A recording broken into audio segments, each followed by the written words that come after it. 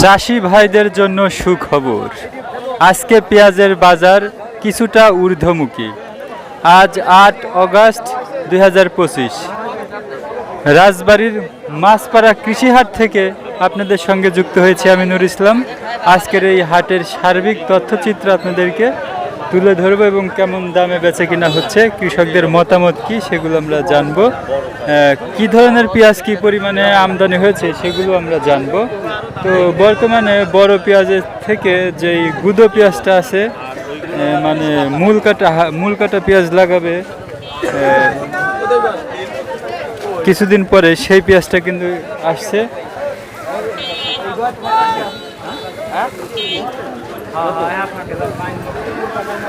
এই পেঁয়াজটা ৩১০০ টাকা দাম চেয়েছে, ২৫০০ টাকা বলছে। এখনো খুব একটা বাড়েনি বলে বলা চলে। তো বড় পেঁয়াজটাও কিন্তু এখন যাচ্ছে ২৪০০ থেকে ২৫০০, ২৫৫০ মতো। এটা কি সুখসাগর পেঁয়াজ? কত করে বেচা কিনা কি হচ্ছে? কত করে দাম বলে? ও ১৪০০ টাকা আসছে মাত্র। এটা একটু কাটি পেঁয়াজ, কাটি মানে ছোট।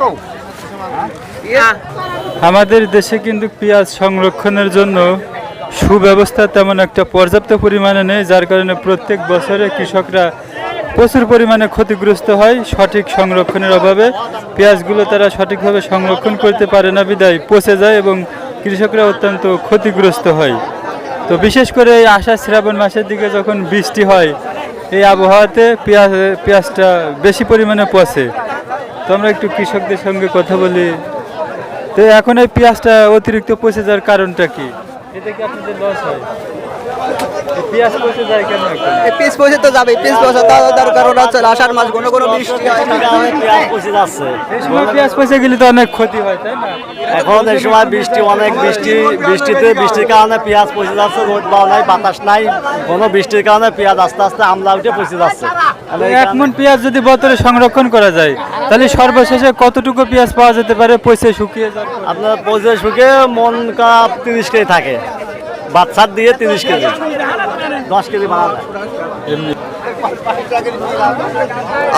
আমরা যখন বতরে আসলে চাঙে পেঁয়াজ রাখি, ওই পেঁয়াজটা এখন পর্যন্ত ১০ থেকে ১২ কেজি কমছে। দিন যত যাবে ততই কমবে, এক পর্যায়ে এমন চলে আসবে ২৫ কেজিতে আসা শুরু করবে।